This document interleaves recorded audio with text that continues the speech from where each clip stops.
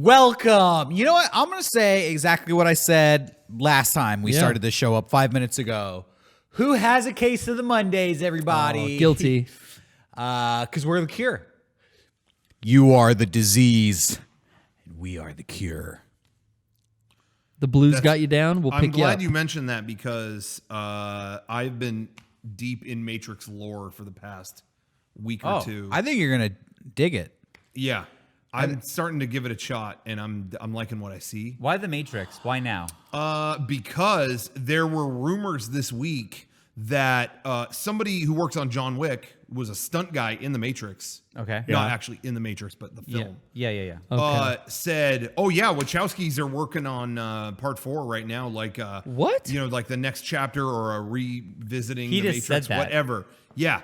It's not true. Of course not. Don't believe he was just like, yeah, I'm sure they're working on it. No, there's a Matrix reboot thing being worked on at Warner Brothers. The Wachowskis are not involved. So that's why it's bullshit. And guess what? Keanu Reeves said, I ain't getting involved unless there are Wachowskis involved. I heard it's D&D. The creators of Game of Thrones are in charge of the Matrix reboot. And as they have proven, they don't need the original guy. They take the idea and they run with it and they make it better. Shit. So everybody out there who thinks the Wachowskis need to be involved, I have news for you.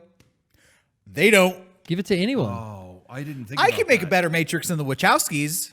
Yeah. Give Neo a gun. Wait, no, shit, they did that. Give him a sword. Yeah. They did that too. Did they do that? Fuck. Yeah, he did Burly have a brawl, sword for a minute How do you- in the chateau. How do you go? You have guns, now you have swords? Please. Well, That's melee, dude. downgrading. No, Come on. You don't need. You have infinite ammo with a sword, Sean. Exactly.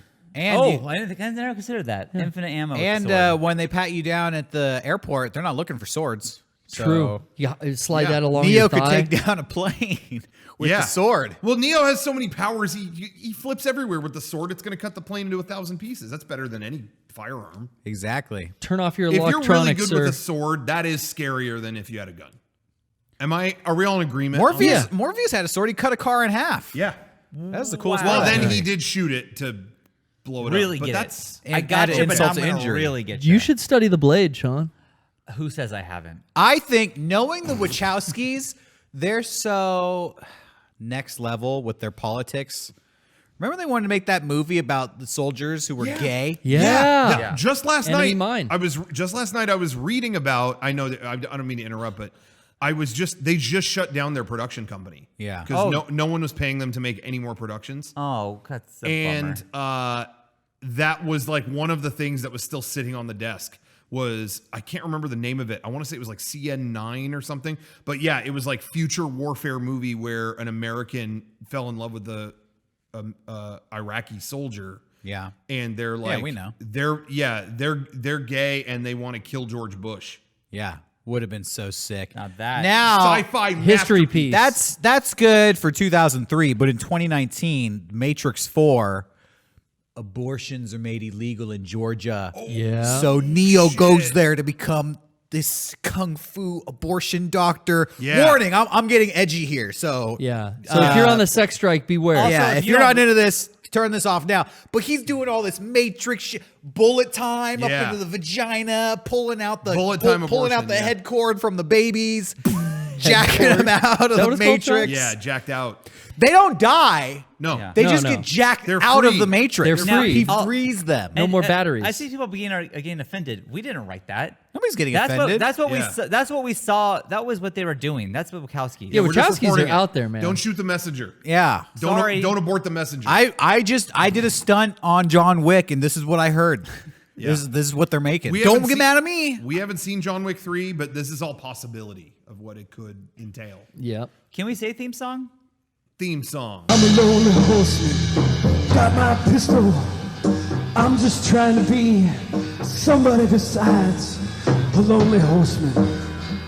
Got my gun at my side, I'm just trying to be a lonely horseman, horseman, horseman, horseman, lonely horseman.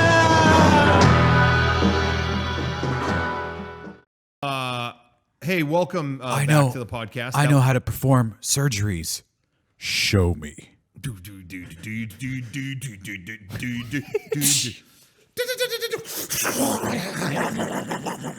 Wrangle.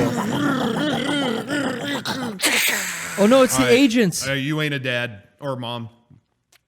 It could, I mean, No, in the future, men give birth. I'm inclusive. Yeah. Hey, I just wanted to say today's podcast is a special episode. Kevin came in here today with this kind of wacky idea, but I actually thought it sounded cool in honor of John Wick 3 because there's a lot of like, you know, they do the cool one take like action and stuff. Kevin said, let's do today's podcast as what they call in Hollywood as a oneer, where A oneser and doneser. all one take, one camera, no cuts. So you're going to see the camera real dynamic, and it's all one take. We didn't like turn it off and like take a piss and come back. No, it's one take. Flowed So through. Kevin's kind of in this like Hollywood kung fu mindset. Yeah. So Yeah. we'll see how it goes. This is all Kevin's idea, But if so it if you don't doesn't like work, it's on him. We're doing your this shoulders. that Mexican director style, Alfonso Cabron. Yeah. Whatever Yeah. his Yeah, style. Cabron. A oneser and doneser. Yeah. Oneser and Dunzer. His new movie, I think he's working on after Roma came out. Yeah. Alonzo Cabron. Oneser and Dunzer by Alonzer. It's kind of like the new thing. So that's neat.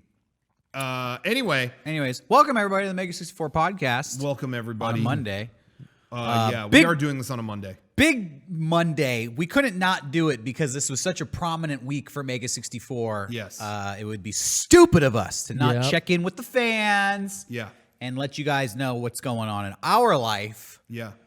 Video games, movies, YouTube videos, television shows. Huge week for pop culture, and we're at the epicenter of it all. We're the started eye it. of the storm. Yeah, definitely. We kicked off. We should call this like Super Week. Media Blitz. You know, week. with Yeah, our Super Week. massive video, Yeah. Metal Gear Solid in 5 minutes. It's finally out. This video that we alluded to and talked about. Oh, we're working on something. It's going to come out. It's going Yeah. to come out. It's out. Metal Gear Solid in 5 minutes. You know, and I'm kind of pissed off. Not anything to do with the video, honestly. I'm pissed off at this fucking other YouTuber who couldn't stand the idea of the limelight being on us. Oh, everybody's talking about Mega64. Yep. This motherfucker, Pro Jared, Jealousy. you know, Yeah. the jealous beast, couldn't let us have the limelight. Goes and does this fucking publicity stunt. Yeah. And Mega64 is trending on Twitter. Not anymore. Yeah, and let me say on record, I did not think his skit was that funny. No, it's a weird Yeah. stunt. I liked his first playthrough off. of It's ballsy. Metal Gear Rising better. Oh, dude, he only gave that a 4. I know, but it was funny. This guy wants to rub it in our faces that he banged a chick when none of us have. You know what, Pro Jared? Sorry, I was too busy sweeting Metal Gear. Okay. Yeah. You made your choices. I made mine. We're too busy reenacting Metal Gear for sex. Yeah. Okay. Sorry. So sorry. Sorry, you got chicks left and right. A little bit over here, a little bit over there. Come and get it. I'm Pro Jared. I'm so sexy. I'm just the ugly dude sweeting Metal Gear. Just, you know, you're pretty hot in that Solid Snake costume, though. I agree with that. I actually do You think go up a Eric couple- looked good a in couple this. notches. He Thank won't you. say that about himself, so I'll say was it. hot. He looked good in the Metal Gear outfit. Sometimes when we do a video, we do find ourselves in a lot of different weird outfits. And every now and then I see one where I go, you know, I know we're going for a character or a bit, but you look good. Or, you know, I've said this before. I rarely think I look good. I don't want to see videos or pictures of myself typically, even though I know that's what I do for a living. But when I was dressed up for the BioShock Infinite video, I actually was like, you know, I know this is a getup, but I feel good in this outfit. Like, you know what I mean? It was like, however it was Yeah. made, I actually liked how I looked in it. I thought Derek looked good in the Solid Snake outfit. Thank you. I thought that was You a look good look for him. powerful. you. You I look look- strong. I will say this, unlike Sean, which I'm the opposite of, I do think Derek looks a little better with a beard. I will say that. So I wish he would have had it. I But- looked almost as good as Pro Jared sweeting Sailor Moon. And I can't Better. wait to see that video. Hey, you can't say it, but I'll say it. You look better. Thank you. I actually knew going into this video that there was gonna be a torture rack scene. I was Yeah. having my shirt off. Yeah. I worked out so hard for 9 weeks. Regimental diet, running 2 miles a day, Oh, hell yeah. lifting weights. I wish I would be more swole in the video. I watched it, I was like, I worked fucking hard for 2.5 fucking months and you can't even see my abs, but I thought you looked good. Thank I you. thought it paid. Hey, and since then I've gained all the weight back. No, you didn't keep on? It was my plan to, but I slipped up. You saw the day after we were filming, I was like, I'm getting a pizza. Not only that, it was the second after we wrapped. Yeah. And all of a sudden, I smell Papa John's coming from her office. Like, what's that smell? Yeah, Oh, it Derek's was all- just going for You it. restricted though yourself. You had none It for was all those 2 downhill. months. Yeah, I was on a bulk phase, and then the cut phase, and then the pizza phase. That's right after. I'm still Seriously, going through it. It was minutes within finishing. We said cut. Yeah. Are we all done? Yeah. Okay, I'm going to take off for a little bit, but I'll be back. Okay. And then 10 minutes later, I smell Papa John's. Large specifically. meat lovers pizza. Papa John's was the closest And pizza yeah, Derek place. was like, there's extra slices on the front desk if anybody wants it. It's like, Hell yeah. I've never seen a pizza get acquired. I'm going to get back into shape for summertime, though. I've decided, the party's over. It's time to get back to work. Abriper X, running. Watching the video and then seeing Garrett without his tattoos was weird. Yeah. But there was a part when you're outside, and I was looking at him like, Garrett, you're fucking ripped. Yeah, well, Garrett works out. I got a lot too, of comments right? from you guys that week. Yeah, I mean, I think the tattoos, like, I've seen you shirtless many times, but I think the But now he tattoos maybe likes it. distract the eye from the muscles. But now, Yeah. when there's no tattoos, it's just muscles. Sean likes a clean canvas, Yeah, I is what do. he's telling Yeah. me here. I'll paint that myself.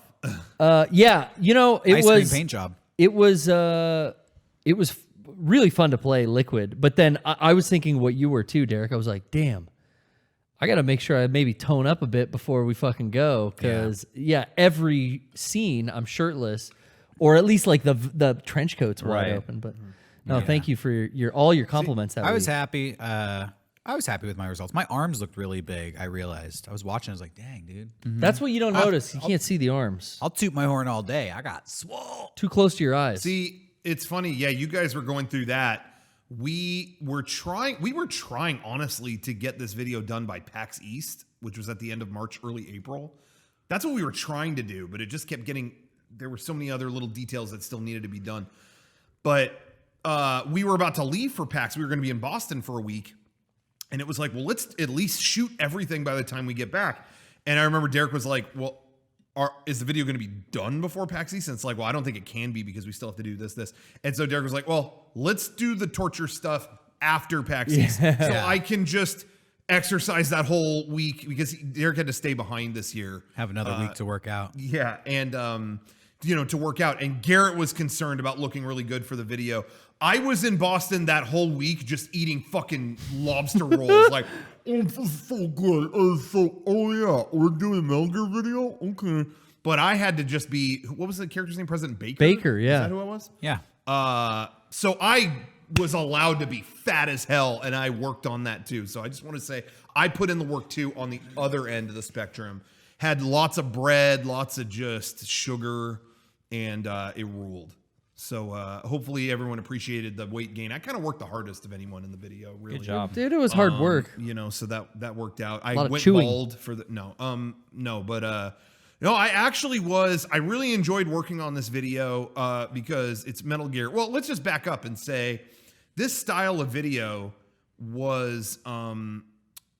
Obviously we started doing with our Dragon Ball videos. With we did the Frieza saga in 5 minutes, and that was such a fun. We'd never done a video like that, and it was such a huge hit, and I had such a good time doing it. We did the Cell saga; it made sense, but I think we really wanted to. It's like Dragon Ball is a blast to do stuff for that, but I think we really wanted to plant our feet in the video game world, because that's really where. You know what I mean? That's where we live. That's yeah. where we have resided. And honestly, like, Metal Gear has been such a big part of our. Mega64 started with like a few videos, and one of those was Metal Gear.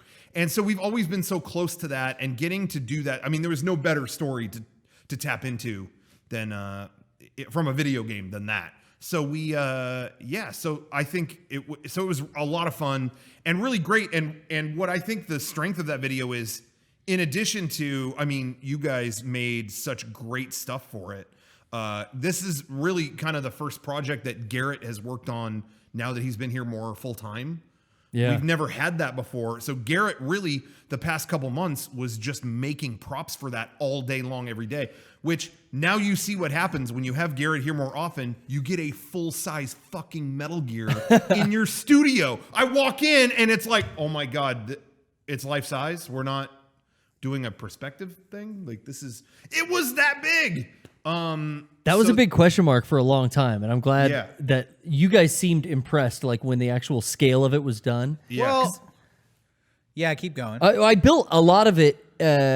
Sean, we put it in our kind of tool room is where we work out of. Right. And we built most of the parts out there, and then it wasn't until we kind of like brought out here and hung it and was like, yeah. hey, what do you think? And the reactions were just fucking great. So I was like, oh, all right. Well, we did get the comment production value too high. So if anything, you may have done too good of a job, and it hurt the overall sweeted look. You know? I think people like it a little more when it's shitty. It's just cardboard. How do you get a high production value out of It cardboard? looked like metal. It was. I It was guess made it was from paint. TV boxes and like paper towel tubes, but it really did look that good. And well, what I was going to say was, in addition to that incredible work, and Sean did a lot of great work too. By the way, Sean was making a joke about the beard thing, but I feel like that lingered without me giving a payoff to the joke.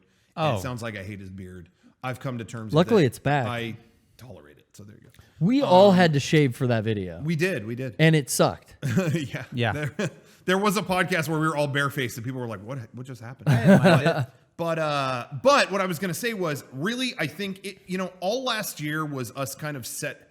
It took a really long time. Anything we really put our minds to here ends up taking a while, and I think moving into this new studio took a lot of last year and getting things right. But to me, this is the video that showed finally where we've utilized our studio in ways that benefit videos, because almost all of this video was utilizing different parts of our studio. Yeah, like 19% of it was shot in the studio. Was shot in here. Yeah. Really, just about all of it, except like the end, or like the pool in the beginning. Yeah, but everything else was built or put here, and we had control over all of it, which is awesome.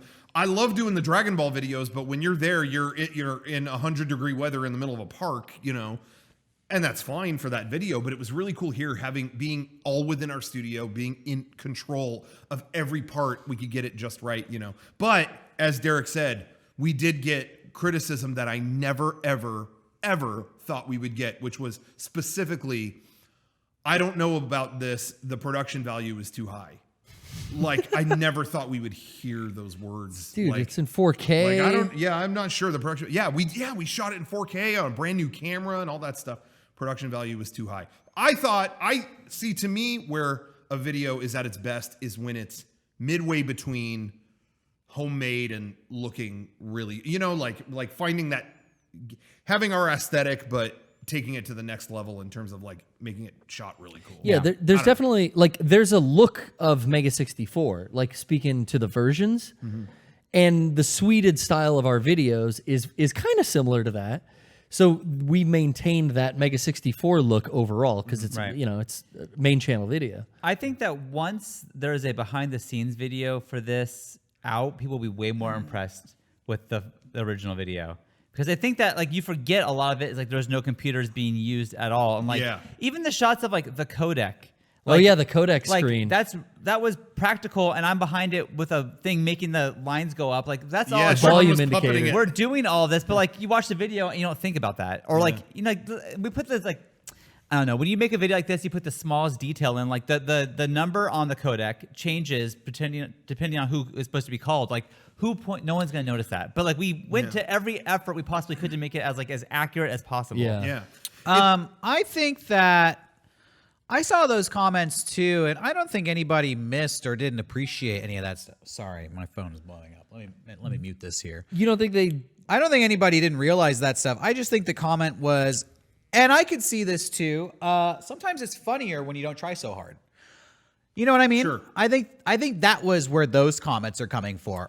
Sure. Sometimes when you just kind of whip it out and you go we'll just spray paint Goku's hair gold. That's how he goes Super Saiyan. Yeah. That's funnier than meticulously handcrafting. Absolutely. Oh, I totally think get that's, it does get a point where it's oh shit, these guys are actually just it seems like there's a really big production value Sure. to this. Not like you spent a lot of money, but the production Sure. value is super high. Sure. You know, and this can is see a whole that, yeah. philosophy I think, Rocco, you can subscribe to too. Sometimes it's funnier when it's a little bit crappier. Absolutely, yeah. You know, when you just kind of wing it out and don't give a fuck. Yeah, absolutely. But I think I just think due to the nature of Metal Gear, it was a little more technical in terms of like gear. You know what I mean? Like this is all gear that exists, so we just, you know, put it together. Yeah. As opposed to Dragon Ball, it's all so cartoony and fictional. You can't help but have it be fucking stupid. You know what I mean? Like it lends itself to that a little bit more. So I could see people preferring one over the other. Yeah, but it had more of a real world look too, because like all the costume stuff Yeah. was like practically my entire airsoft arsenal. yeah. I just brought in all my pistol belts and chest harnesses and rig. Yeah. Like we put all that together. Whereas like Sean, you made all of the stuff for Dragon Ball out of like real world items that were recognizable. Right. Mine were like real world items that are a real holster. Yeah, you know? and we even had the conversation like, do we make all these guns out of like cardboard and PVC pipe, or do we just use the actual guns? And we found like a happy medium where it's like, Right. look, we have the actual model guns, but let's make the silencer a paper towel tube. Something Right. on it will be Yeah. recognizable as the item. Yeah. But as a fan of the game, I thought the vibe was captured really well. I mean, you know, Derek was kind of responsible for really just about all of like the lighting and staging of certain shots. And you know, I was behind the camera on a lot of it, but so was he. And but he was the one who really like composed all that stuff. And I thought every scene captured the vibe of the game really well. So I saw comments about that too. Yeah. People love that. I was on the camera only for the parts where I got hit by paintings flying off the wall. That was mostly but that was a lot of fun. I had so much fun filming that Psycho Mantis part. That was like one of my favorite scenes to film because I always love when those videos, if there's just a ton of chaos. And it's so funny because in every Sweeted video we've done, there's like always there's running gags that we honestly don't even talk about. Like what? Like, you know, the Dragon Ball ones, we always include, want to see me turn into a Super Saiyan? Oh, yeah. That, whatever. That came back in this video. It was, you know, with Ocelot's line. And certain things like that. There's you know, certain sound effect, like the whoosh has been in each one. We don't even talk about that. It just instinctively goes in. Yeah. But the one thing that has happened, I lost my train of thought. Oh, I can't remember. I know where you're going. I think I know where you're going to. With the paintings and everything flying around. That's what I was going to say. Yeah. Is in every one of these Sweeted videos, there's the same moment where someone gets hurt and it isn't totally planned. By an object and flying. we have not planned that. It's the Frieza saga had me getting hit. Got hit with the Frisbees. Like, oh, fuck. And it really hurt.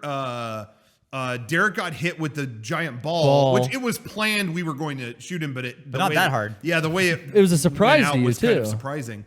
But the Psycho Mantis scene in this one, when I got hit with the painting, it was like, wow, we had another one of those moments where I just got fucking beamed by one of these things. So Okay, anyway, and that was funny. I have, you know, everybody at home. There's one thing on everybody's mind that you're wondering about this video. Did Kevin piss his pants? Well, I'm going to tell you right now. You're going to have to watch the behind the scenes video Oh, shit. for the answer to that one. You'll find out, baby. That's all I got to say about that. Some people are going to be happy. That's all I'm going to say. That's all. Yeah. Just tease it. God damn it! But I want to know now. Hopefully, You know, R. Kelly's watching. That oh, go ahead. that behind the scenes video, is there a lot of footage we got of that Psycho Mantis office? I think I Because haven't watched. that was I was the most worried having to swing shit around because I always fuck up your cameras. Yeah. Oh, yeah. And a couple times you're like, you get it closer. Yeah, right by. You know, get it right by the lens. And it's like, Yeah. But Okay. it was worth it. oh. But it was so funny because this is really, we still have, like I said, we have a relatively new camera. We shot a couple videos with it now, but it's still pretty new. We haven't used it that much. Yeah. and it got hit really hard. It was like, cool. Oh, finally, this awesome 4K cinema camera. Oh, fuck. You know, it was kind of, we had I think that was the first day we used a brand new lens, and it got hit very hard. So anyway, but everything's fine. That stuff's meant to take a beating. It's just like when you see new parents and they drop their baby for the first time and they're all, babies are resilient. You know what I mean? Yeah, they can It's like take they it. build those things to last, just like a camera. One of my babies got put into a fan. No, Really? lifted, like hoisted I'm not gonna say who did it because I don't want the person to feel bad. But Yeah. they're like, look at you, boom, boom. into the fan But they blade. were Into the fine, fan, right? it's still a fan. Right? You No. would know better. Kids Yeah, are pretty she was resilient, fine. right? She was fine. The person who did it was not. Because you feel terrible. Yeah. Yeah. Oh, that would haunt me. That would haunt me forever. Yeah. That would haunt me. So there were bump. There were more than one blade impact. It was Yeah. like bump, bump, bump. And I think it was two. Two, just two. Oh, you're too high. You know, Pull the baby down. Why? as a parent, I can't. I'm not mad at the person. I'm just like, well, give her back. I'll take care of her. Yeah. Did it induce crying? Yeah. Oh no. Of course. By the I fan. said, I Hey, said the baby before- was oddly silent. I said this years ago, but when I went to Disneyland once, where I more than once in one day saw someone pick their kid up over their shoulder and it went over their shoulder. No. Like fell onto the ground. No. Like How two do you fuck times. that? I've never done that. Yeah, like 2 times I saw that. Well, I'm sorry. One time was the like over the shoulder, and another was like the kid just fell. It was a random like they dropped their kid. Do you? But kids are resilient. Like Yeah, that didn't injure them. I don't think. well, do you yeah. remember, I mean, or did you ever have don't. your parents toss you into the air when you were a kid? I I remember did it that. to my No, kids all the time. I don't think Yeah. so. Yeah. Oh, I loved it. I have vivid memories of that. And it's like, I wish some big person could just toss me in the air now that I'm an adult. We had family So pictures fun. recently, and Sawyer always wanted to do it. So I'm like, let's have it for a picture. So I threw her up there, and I got the picture back. And I was like, holy shit, she's high. Like, Yeah. like when you're the person catching, she, you know, 2 weeks later, still in the sky. dude, I launched that kid. She was gone. Caught air. Somebody's saying jump on the trampoline. That's not the same thing. Yeah. Optimus 9. Delmar Fair. Just Come ride on. that ball, flings out. That's there. not the same thing. It is. You're locked in. You need the freedom of flying. Yeah, I never had anything like that. I mean, I Or maybe you just don't remember. got thrown into the pool from long distances. you Yeah, know, my dad that used was to fun. always Would do that thing where throw me. they launch you with their feet. My grandpa and my dad used to do that Yeah. to me and like all my cousins when we were little. Oh But- yeah, and I like you get that. My cousin used to do that 15 to me. feet in the air. When I remember That being feels really like it. little, my dad would lay on his back on a stand on his hands, and he would like lift me up and down, and then just throw me up. Good times. It was good. Anyways, bad Metal times. Gear. Now we're just reminiscing. Now Yeah. talk about dad. I It's mean, Mother's Day, guys, not Dad's There's Day. so much I could say about going back to the Metal Gear video. There's so much I could say, but I don't know. I like I said, we have a behind the scenes video coming probably later this week. Probably. Is there anything else? I mean, yeah. We want to save some for that. Yeah, I Yeah, want I'm to tr- I'm save trying it. to think. I got well. The only thing I wanted to say was, I thought the video would get 1 million views, and I'm not saying it won't get 1 million views, but I thought it would be like fucking spaceship mode, Skyrocket. and it wasn't. It didn't perform. I mean, I think right now it has like 159,000 views, which after a week of being out, I'm like, didn't even crack 200K. Come on, but. it's got more now. It definitely has more now. Well, I checked it last night. That's where it was. It was under 160. I don't think it got 100, or I don't think it got 40,000 since last night. It was averaging about 30,000 a day. But really, it was like 40,000 the first 3 days, and then probably 20,000 every day, and then maybe 10K since then. So it was kind of this moment of just like, fuck, I thought this would do better. But then I thought about it, and, it can't just all be about the views. I think this Yeah. video actually made me, We're making art. after 16 years of doing Mega64, I just realized finally it ain't about the views. Yes. It's about, because I was still, it doesn't take away my pride in making this video. I just wish more people would see it, but it doesn't make the video any less good. It's still like, I said last week before it came out, this is the best video we've ever made. And I still feel like it's the best video we've ever made. It's not the best performing video we've ever done, but yeah, that's all. I've just been like thinking about that a lot over this week. Just like, you create cool stuff, and then there's other people that create bullshit stuff, and their stuff skyrockets in views. It goes up, I've just been thinking, like, there's all these other YouTube channels out there that are so much more popular than us, and I honestly feel like we make better videos than them. We're better creators than them. We're real talk better than those guys, or at least just as good. And better. Yeah, I'm gonna go with better, but at the very least, we're just as good as fucking Rooster Fuck Teeth it, guys and. See, I don't even fucking know. all You these don't other need to throw guys. names. Or we don't even That's need to my compare go-to. ourselves. Hey, anytime I could kick Rooster Teeth, I'm gonna capitalize on it. I just don't think you ever want to compare yourself to anyone else. Just keep doing what you guys do, and the fucking views will come. This thing's gonna get another huge boost when that Metal Gear Solid movie ever gets made, because people will search for this. Yeah, I kind of went into this feeling like it. I mean, not that I didn't think it would do well, but I went into this. The thing is, like, if we wanted 1 billion views, we could have worked on the Majin Buu saga in 5 minutes. We could have done that. Sure. And Dragon Ball is the gift that keeps on giving. Like, Dragon Ball is always this thing that's on fire. So we could have done that. But to me, it was important to do something in the world of video games and show that it's not just we could find we found this anime thing and it works really well for us, but I feel like that's not what it's all about, is like doing the thing that gets you views. It's like, what's something that actually connects to your audience in a meaningful way. And Metal Gear is something, again, that has been such a presence in our lives and in Mega64 and just whatever, that I think it was great that we did it. And the feedback that I got that I read was just unbelievable. The stuff that I've never heard on any video we've done before. So yeah, I was really blown away by that. Cool. And I knew it wasn't going to get the views that a Dragon Ball video did. But I will say this. The YouTube algorithm shit is against us. What else is new? That's never been a question as far as I'm concerned. The only thing that I have any complaint about is it's inconceivable to me that none of the American like video game websites wrote about it. Like, none of the blogs that I read about video games posted it, and it blows my mind because I'm checking them all, and it's like, this guy's upset about these skins in Overwatch. This guy's these people are upset because they don't like how the VR is on the Switch. It's all just kind of negative. Like who's upset, and it's like who's in trouble, you're not who's posting. upset. I'm proud of this video, and I think it's really cool.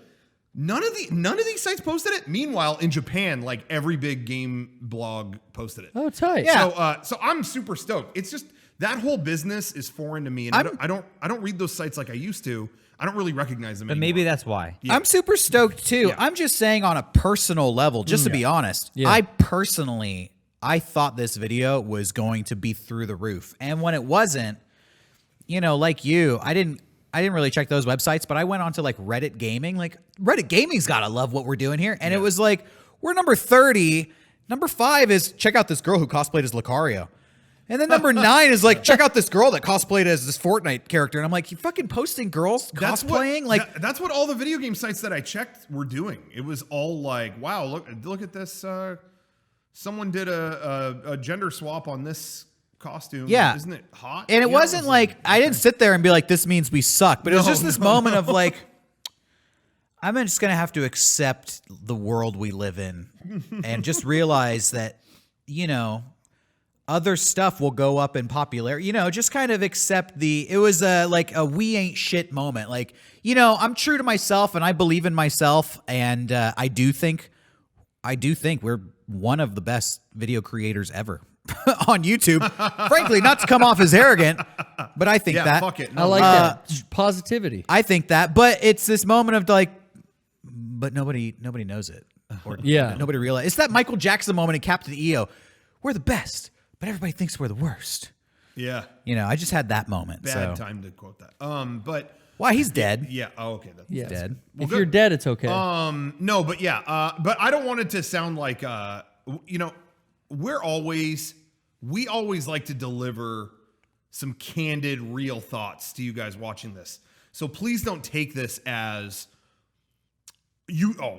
They didn't. You guys didn't watch it enough. No, They these didn't guys live all up- watched it. Hey, Oh, yeah. You guys made my fucking year. The stuff that you guys said about that video and whatever. So please don't take it as like, this was not a victory. This was like a victory beyond my wildest expectations. But we always like to deliver a degree of candidness when we're like feeling something about, a certain thing or whatever. So, I couldn't be more stoked with like, again, like what the feedback that I got was unbelievable. I couldn't believe, I had a feeling people were going to like it, but I could not imagine that. I couldn't foresee what happened with the amount of people telling me that this was their favorite thing we ever made. Like, oh my God, I didn't expect that at all. So that was really cool. Yeah, I mean, I hope I'm not coming across wrong. Look, feedback was overwhelmingly positive. Yeah. I know everybody watching this podcast watched the video 10 times. Well, here's the thing. When we make this video, like months and months and months were spent on this video, and we made it for you. Like, we made it for our fans. Like, everything else I feel like is like, that's like, if it gets posted about on IGN, cool. But like, I make it for the people who come here to support me every week. And so I'm really glad that everyone who watches this was into it. Yeah, So they were I'm down. stoked. I'm stoked. Like, I personally am me stoked. too. And it was worth every second of work we put into it. Yeah, because we'll be hearing about that forever. Like I'm utterly blown away by seriously how I'm repeating myself, but the stuff that people said Like, to me was like Dragon unreal. Ball was #1 on Reddit for a while after we released that. That's great. That's cool. But I didn't make the video for that to happen. That was a nice bonus, but that was not, I made it for everyone. So whatever. Yeah. This is fine. The bonuses are yet to come. And, There we go. This one. I'm a #1 hunter. My scope is on #1. If we don't get it, Number one stunner. I'm pissed off. Dragon Ball peaked #1 on Reddit videos. This one peaked #4.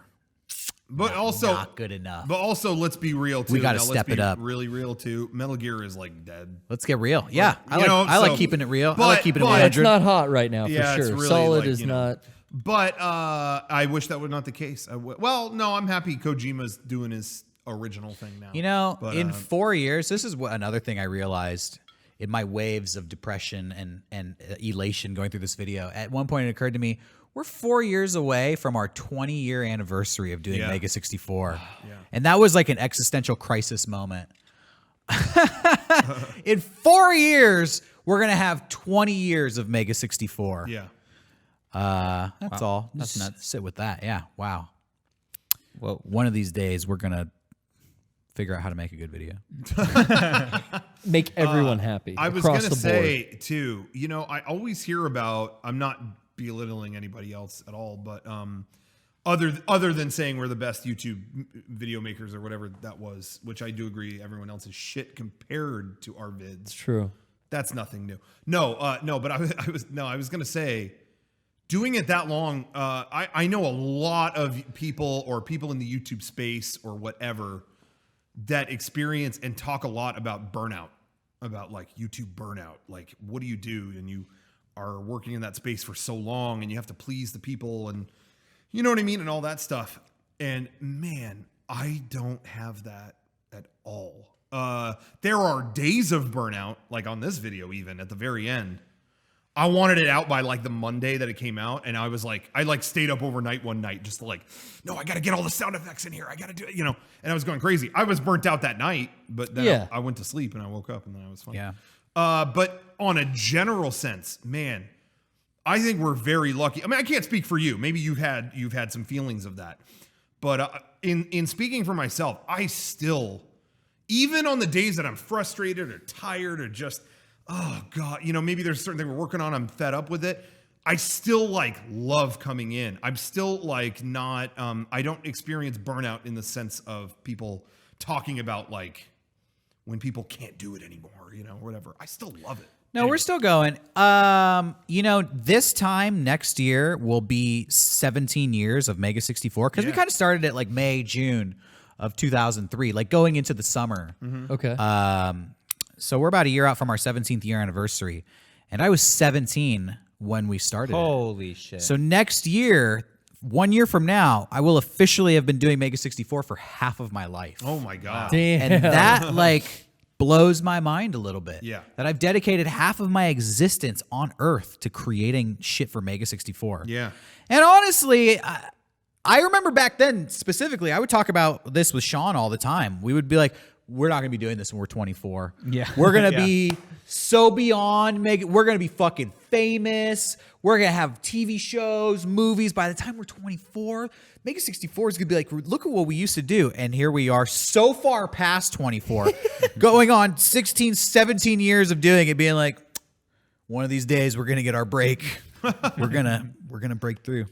I don't know where to go from here, but we'll keep going. We'll see where this roller coaster goes. You also have to see, though, how much it has evolved since then. Like, you're looking at it from one perspective where you're going like, oh, yeah, someone will swoop in and, like, set me up with a whole different deal in life. But no, that's not going to happen. You don't want that. no, I don't think. but now that it's been years later, okay, yeah, we're still doing Mega64, but it's in such a different place. We have a gigantic studio. We do a yearly event every year that hundreds and hundreds of people fly in from all over the world to go to. We're supported by strictly the people. We don't depend on some third party telling us what to do. Taking a cut. At any given moment, we can. I mean, that Metal Gear video we did just because we wanted to do it. No one out there was like, guys, if you want to get paid, do the Metal Gear video. Like, really, we only did it because we wanted to do it, and we have an audience that supported us to make it happen. We're in such even though we're still doing Mega64 in the sense of That's what it's called. in the sense of that's what it's called or whatever, Yeah. but the setup is so different than how it used to be. Sure. I mean, I have fantasized about like going back and showing like, this is stupid, but like when we first started, like I would love to like take young me to this studio and just give him a tour for a day and just like, check this shit out. Look what we were able to do. That's so fucking cool. And like, look at our YouTube channel. Look at all this, look at game, all this stuff. Like, look what we did. Don't you think that'd freak out young Sean? Young Sean would be fucking amped. So I would not believe that was old Sean if I was young Sean. I'd think that's like a crazy like, person. who's this fucking weirdo? Who's talking about time travel? To be honest, too, and not to sound like I don't have any like Hollywood aspirations or anything like that. I'm not saying that at all, or that I'm trying to like make lemonade out of lemons or anything like that.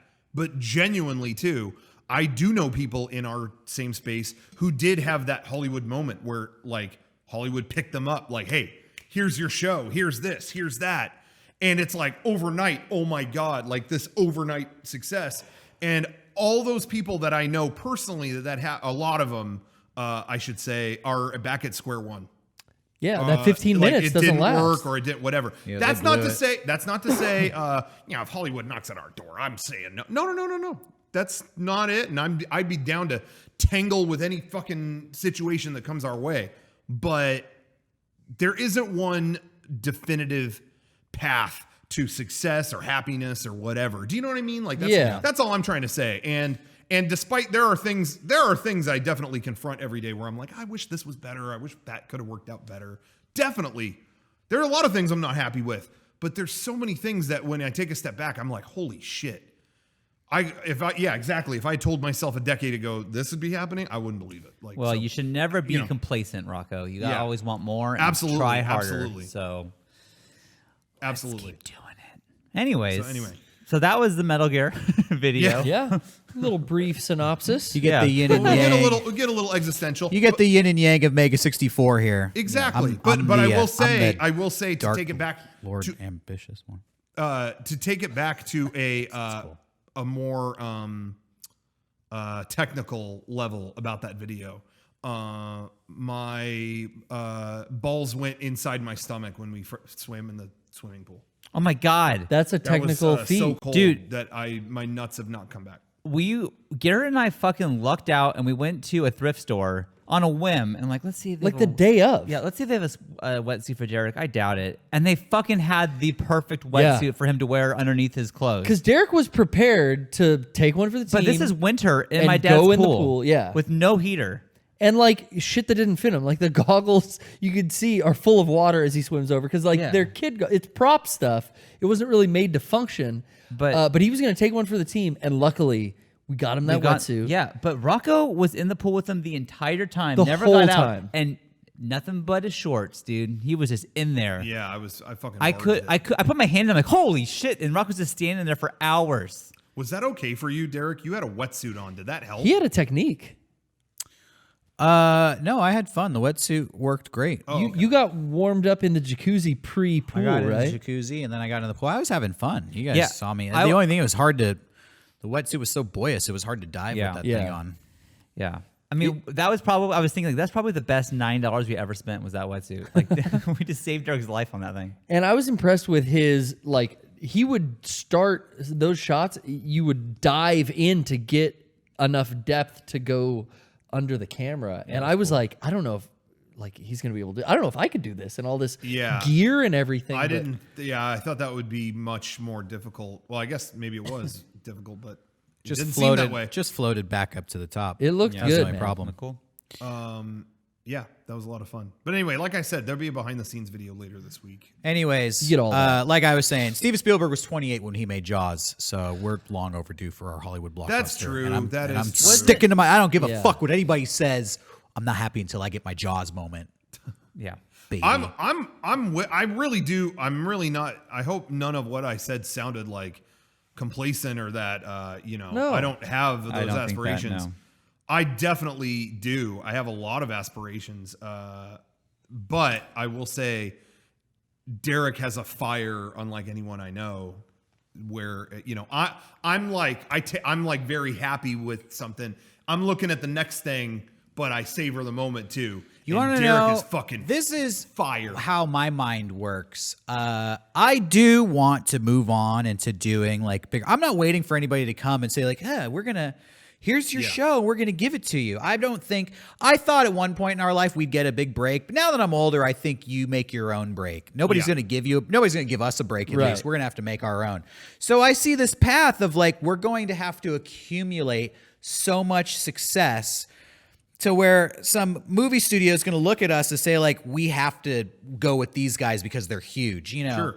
I think that, and I've had a lot of discussions with other filmmakers of varying levels of success, and they basically say like, people will only fund your projects when they think they can make money off of you, and they think they can make money off of you when you have this huge audience. So I'm out here saying like, yeah, we need to make videos that get millions of views so we can unlock the doors to go to the next level. That's the only place I'm coming from. We do swing for the fences when we're making these videos, Sure. So when it performs less than I hope, I'm like, shit, man, back to the drawing board. Because as much as I do love making Mega64 videos and being here and working on this and having the studio, this is definitely not the end goal.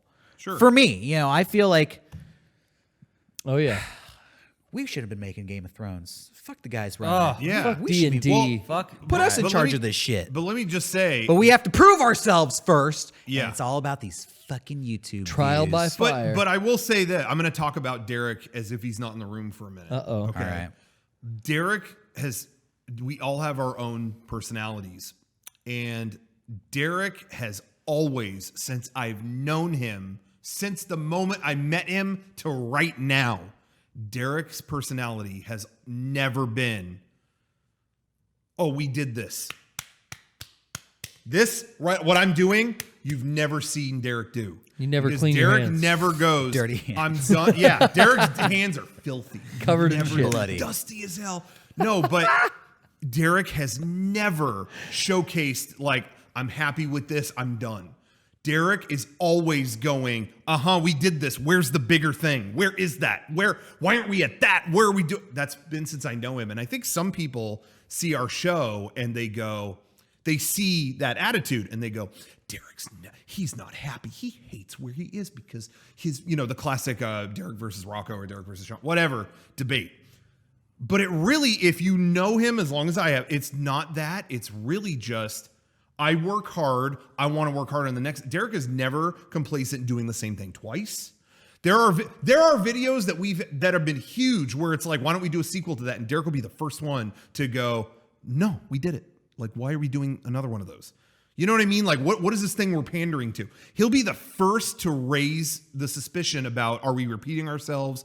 Are we running this into the ground? Are we whatever? That is Derek's personality and has been forever. And here's the thing is, I have a lot of things I want to do. I have a lot of aspirations, whatever. This became a very therapeutic podcast talking about get it out. But anyway, I just want to say, Introspective. I have a lot of aspirations. I have a lot of whatever. But my flaw as a person is I do like giving into those traditions and like, I want to play this character again. I want to be Ignacio 30 times because that was fun once, you know, and do that. And Derek is the one that is like, look at this and not that again, you know?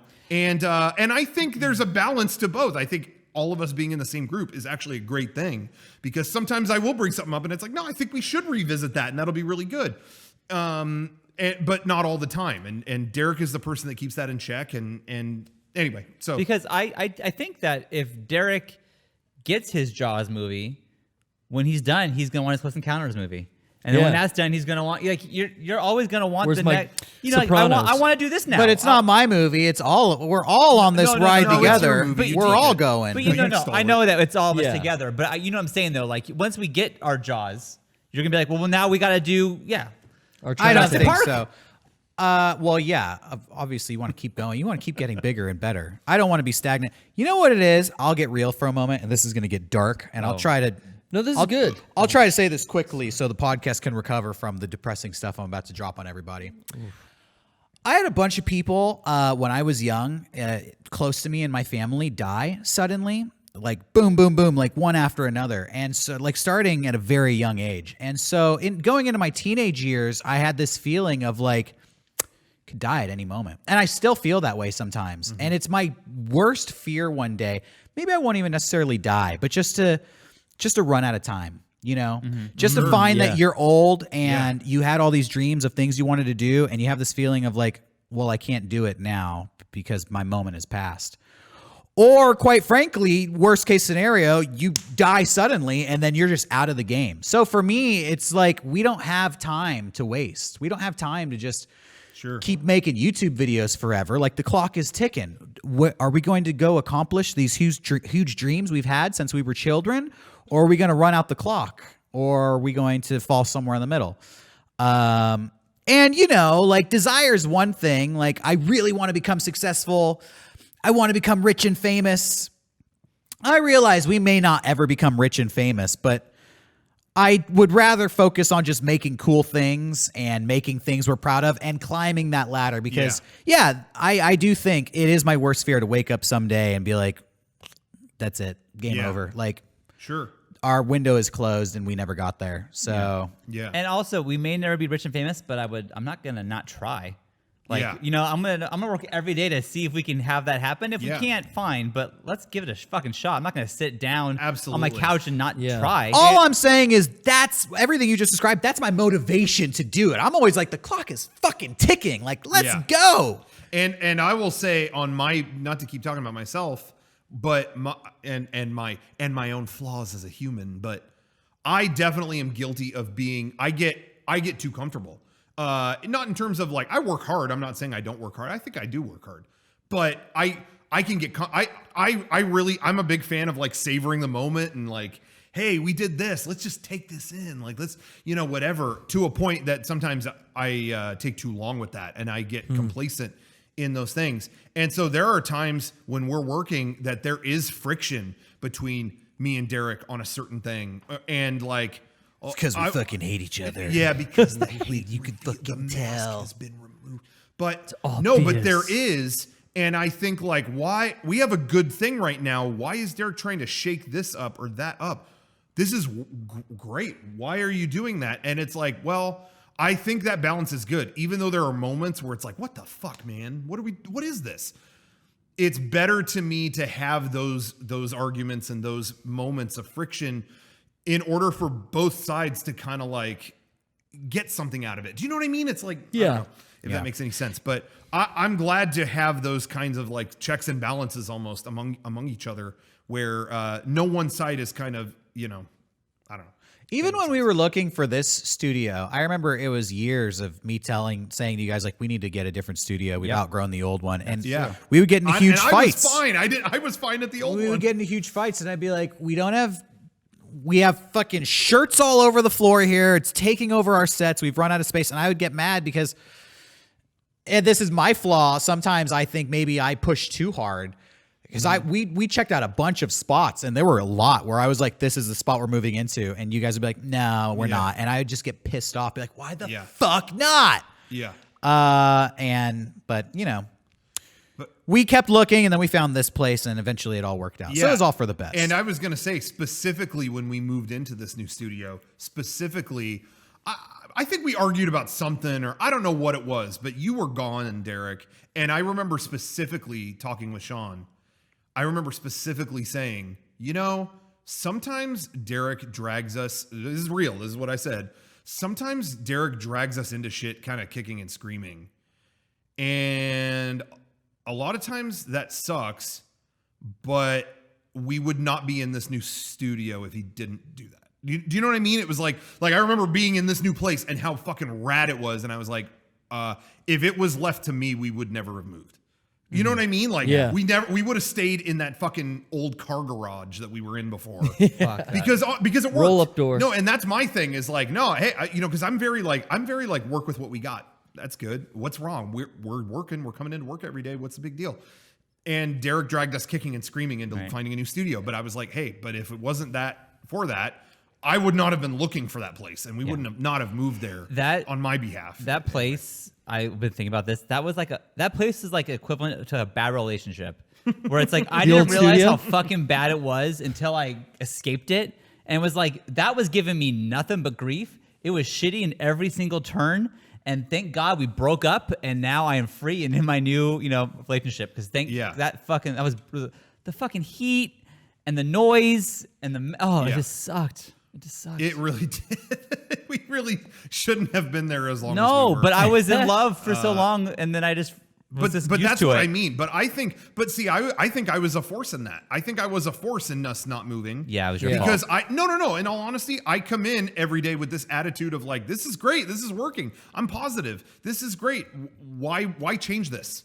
I really do. I do bring that a lot. I do bring the why change this attitude a lot. And Derek is the one that's always like, let's keep doing this. Why are we, why be comfortable? And I'm like, I'm comfortable. I love what I do. I'm comfortable, and Derek threatens that. And I don't mean that in a bad way. Does that make sense? I hope that's not like offensive to, It's not offensive. I'm offended. No, but anytime, I feel like it's always touchy anytime you make a statement on someone's character. Even if it's good or bad, I always feel weird. You know what I mean? Yeah. But that's I really feel I know like who I am. Yeah. You can say whatever you want. And I know who I am too. I would be happy if you said something about me I never thought of, but you haven't. Okay, no surprises. Well, I told you had dusty hands. You didn't know that. That is true. I will say this though. Someone in the chat said it, and it couldn't be truer. Rocco is Goku. Derek is Vegeta, and that's very true. Vegeta, he's royalty. Okay, he's strong. But who is stronger and dumber? But who does everyone talk about when the movie's over? They go, how sick was it that Vegeta did that thing? Yeah, so, okay. And all the girls everyone's Vegeta, everyone's tired of Goku. Sean is like Chaozu. Oh, he beat me to it. I fucking knew it. Sean is like Dragon Ball, and I knew it. Sean is like Chaozu. We're like, let's come up with a plan. Wait, where's Chaozu? He's already run off to suicide, blow himself up. No one asked him to do that. That sounds exactly like me. Yeah, he's dead. He did it. Well, he was pointless anyway, so it doesn't matter. I didn't want to say it. I'll say it for you. Yep.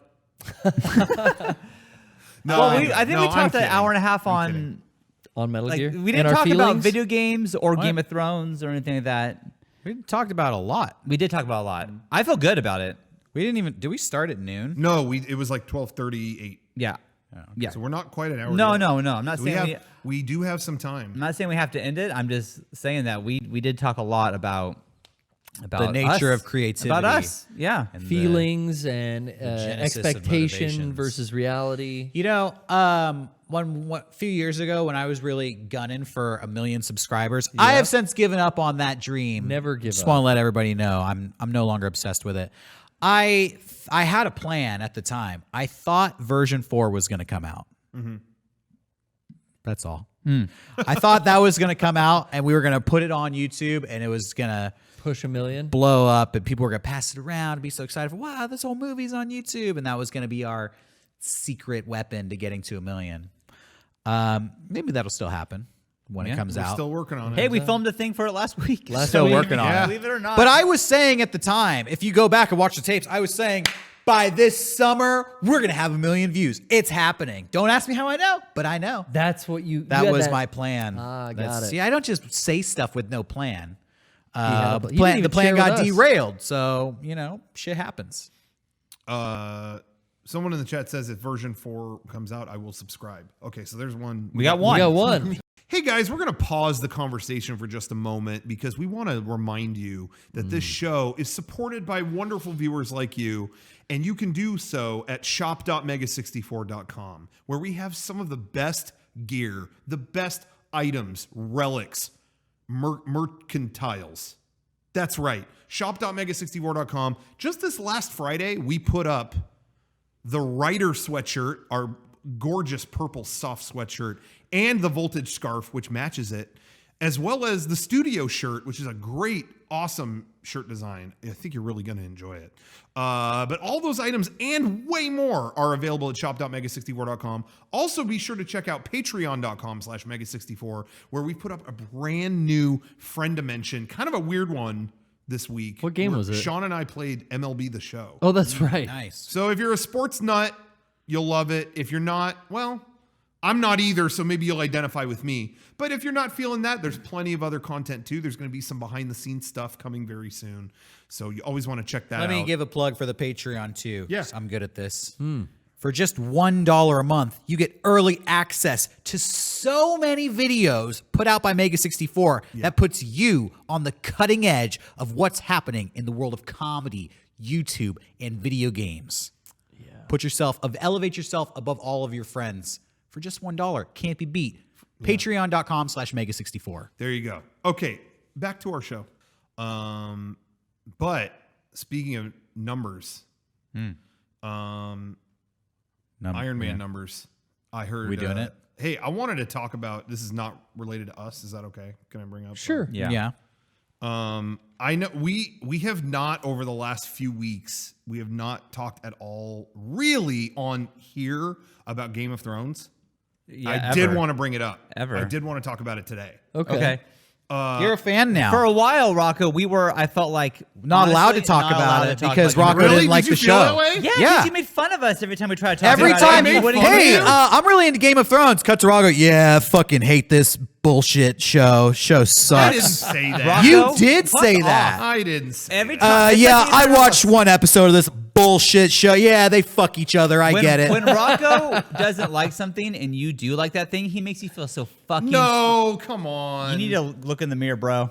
Yeah. That's what you do. And Yeah. now he binged watched it. Now he's a super Now fan. he wants to talk Now, about it. Hey, I think we should talk about Game of Thrones.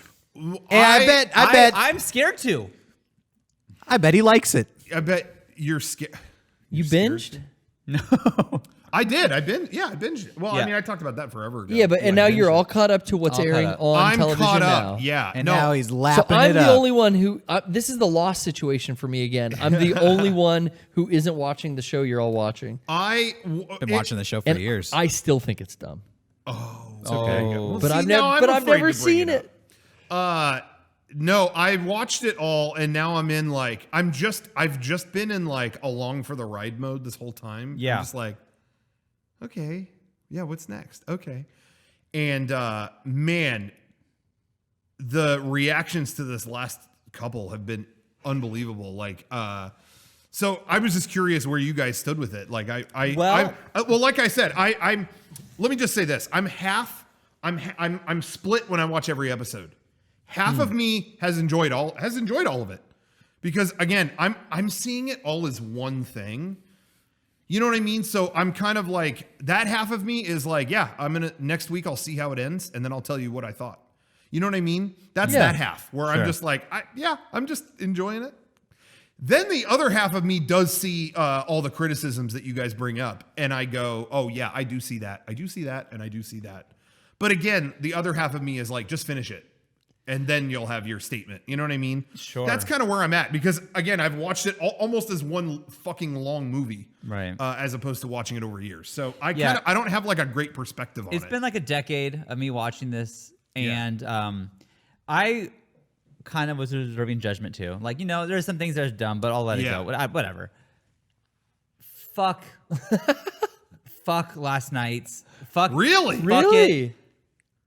What are we doing? The whole thing for me was such a fucking, like, it basically it seemed to me like, oh, the people making this show, like the writers, are just over this and want to be fucking done, and they just threw the easiest thing on the screen, and it's fucking done.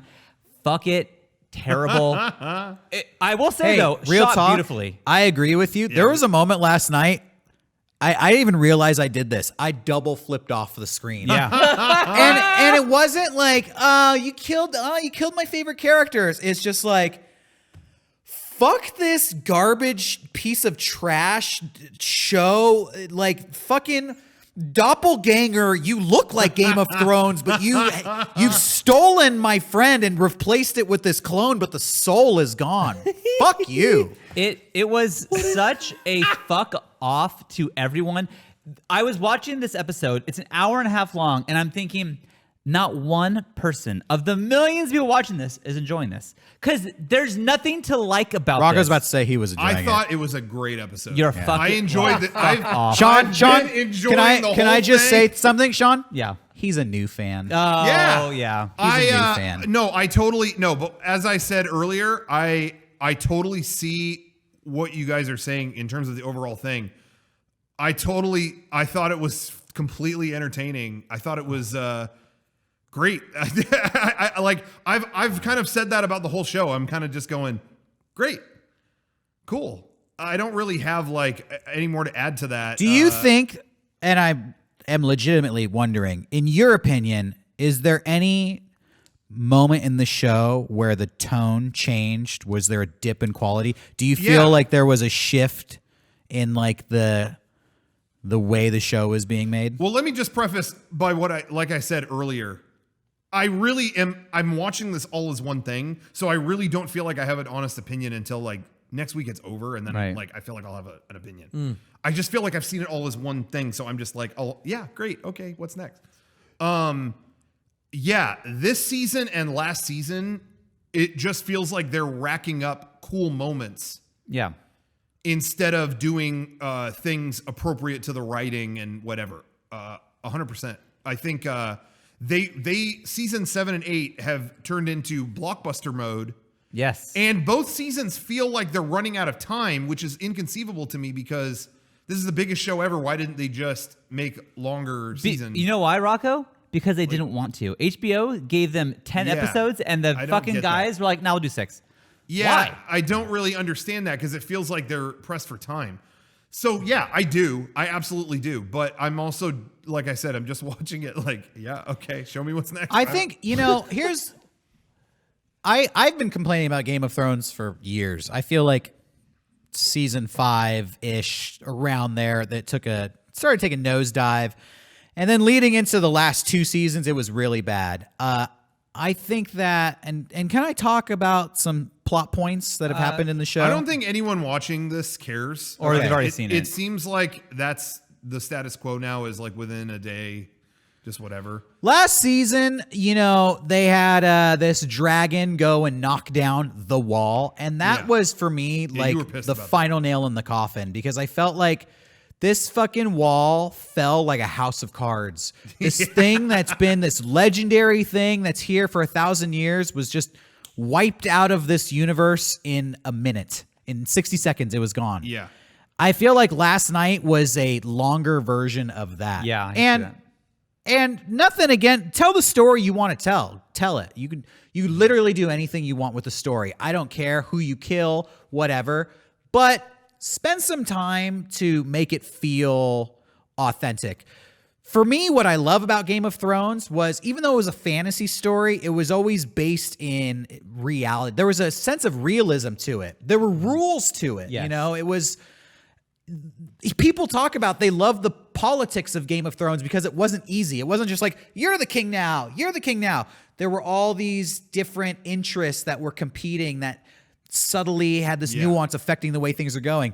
I feel like that's out the window now. Now it's just like, well, we wanted this crazy shit to happen, so we wanted this crazy shit to happen. And so it just happens like that. You know, everything is instant gratification, and Yes. 100%. the slow burn is gone. I totally agree. And I want to say, like, as I said, I was entertained. I think there's been some spectacular episodes this season, but I say the word spectacular as in spectacle, as in, you know what I mean? Like the what was it? The Long Night or whatever that episode was. I thought that was a spectacular episode of television. I agree. In terms of like, I've never seen something pulled off. I felt the same way about this one. I'd never seen TV like that, but I do mean it literally as spectacle. The peak of this show, I'm watching it all at once, and I'm acknowledging my opinion is bullshit because I'm just seeing one movie here. I don't have years of experience, but the peak of that show was season 4 when I felt like there was real character drama, but they would bust out some blockbuster shit when you didn't expect it. And now all they want to do is rack up the water cooler moments. That's all they want. On the surface, it's very pretty show. It's very pretty show. It's been directed cool. It's like biting into a shiny apple, but the core is rotten. Right. Like, do you want to keep eating that apple? It looks good. It looks like a good apple. Yeah. But it's not. After last night's episode, I thought, like, if there was any more of the show besides one more episode, I would just stop here. Like, I would just be over. So- but at this point, I might as well watch the last episode. It's all instant gratification. It's like, so many things happened last night that we've been building to for fucking 8 seasons and a decade. And then they were just like so cheap and flimsy. Because- like the Hound versus the Mountain. Yeah. They start the fight and then they cut away. And I'm thinking to myself, like, people have literally been looking forward to this for 10 years. And you're cutting away to a character that I love, but she's literally doing nothing. Right. She's like walking around crying.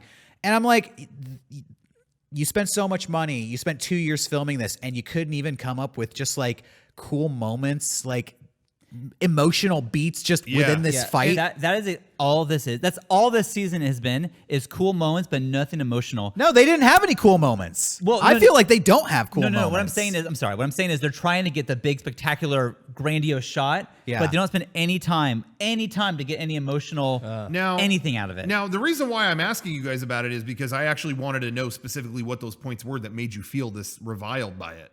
Because I will say one of the things that I've heard from a lot of people, and you guys tell me how you feel, was one thing that I really liked about last night's episode was what happened with Daenerys and the kind of the turn she took. And I heard more than almost anything else, people saying like that was bullshit, that was not earned. Or Okay, whatever. let me answer your question. So yeah. I have fucking hated Daenerys since day one. That's true. Yes. I've always trashed this character. I fucking hate her. I think her dragons for all 8 seasons have been a cop-out. Oh, Daenerys is trapped. What's going to happen? So they're watching like her dragons are going to fly in and save her ass. I don't care what Daenerys did last night. Sure. Good. She's fucking crazy now. The way it happened, the way they executed it was bullshit. Agreed. That fucking...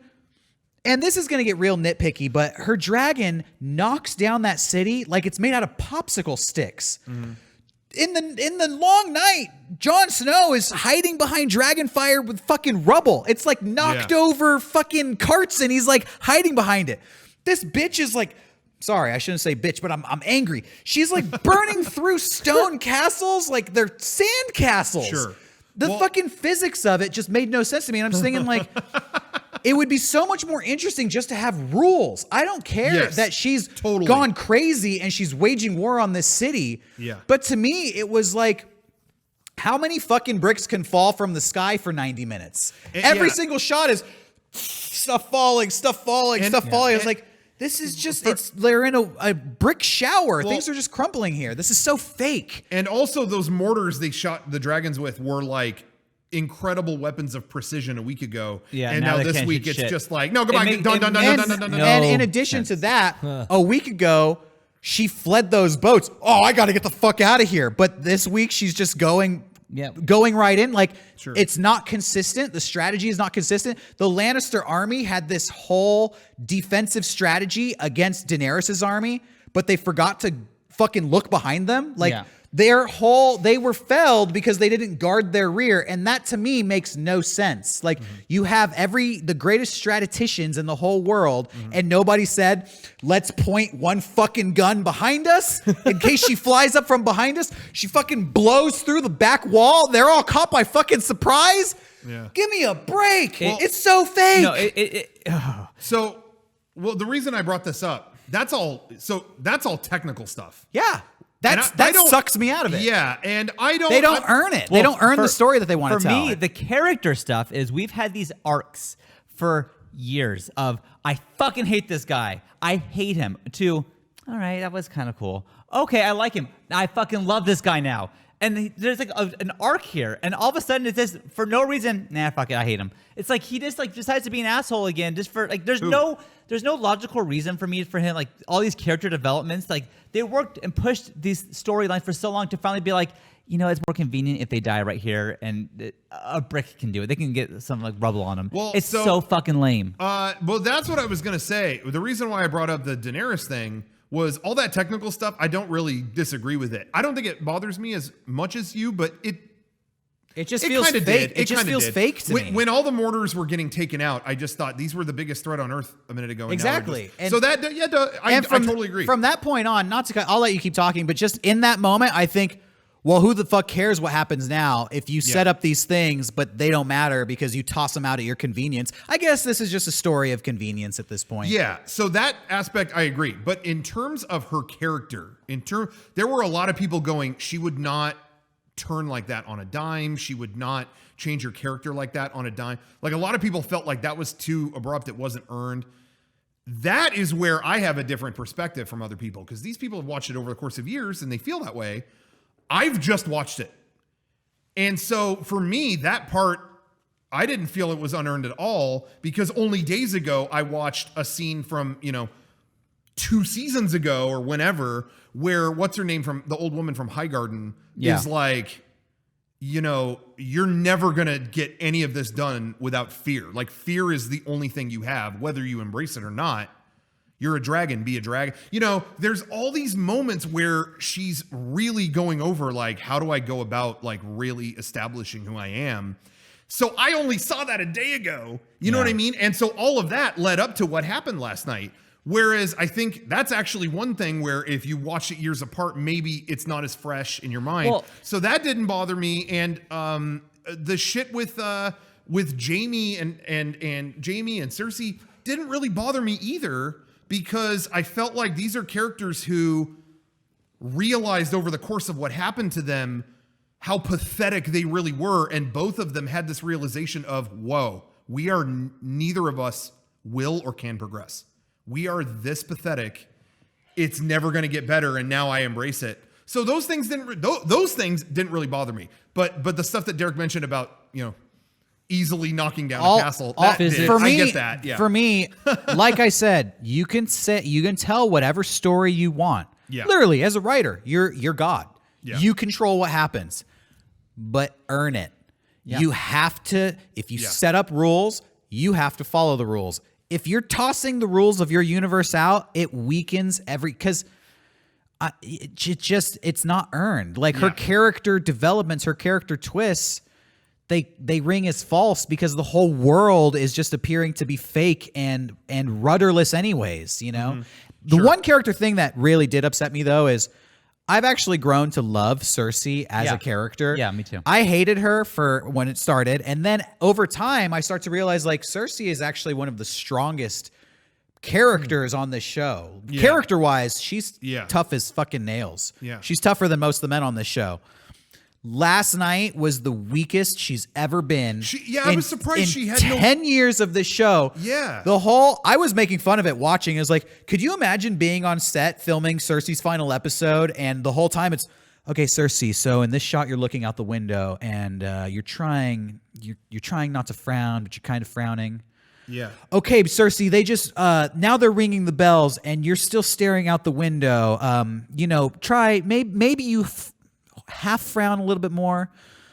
Okay, Cersei, now Daenerys is burning down the whole city, so it's you looking out the window and You're still doing that same facial feature. She did nothing. It And- was and a that's waste what- of a character. That's what did blow me away is even though I just said like I was kind of okay with how it ended up, like over here in the middle you have what was her plan. I was really genuinely shocked. I was like, I thought she was going to have like 10 different tricks to like, oh, if they do this, I had this planned. You remember when she like outsmarted the whole religion and nobody saw it coming? There was no plan. Yeah, there was. So I agree. I'm not saying the writing is like great here. No, but I'm along for the ride. That half of me is. I feel like a good storyteller, a good story. I'm not going to rewrite the story, but a good story would have been Cersei does have a plan. Yeah. She has something up her sleeve that nobody has considered. Holy shit. Yeah. But the other characters, through what they've learned or their camaraderie or how they've grown as characters, Jon Snow, Daenerys, whoever,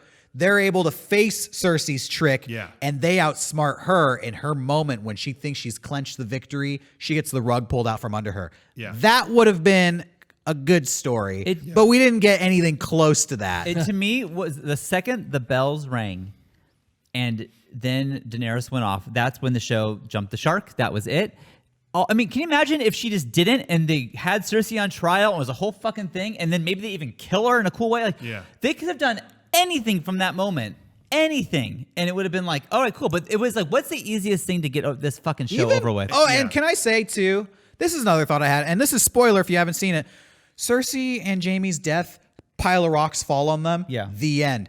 Even that could have been a better moment. Imagine like the rocks hit only Cersei. Yeah. She's piled under these rocks. Jaime has to, this woman he sacrificed his whole life for, he sees that he's failed. He watches her. He tries to pull her out, and then the rocks hit him. Right. Just some sort of fucking emotional Anything. tension, some sustained drama, but no, it's give me a hug.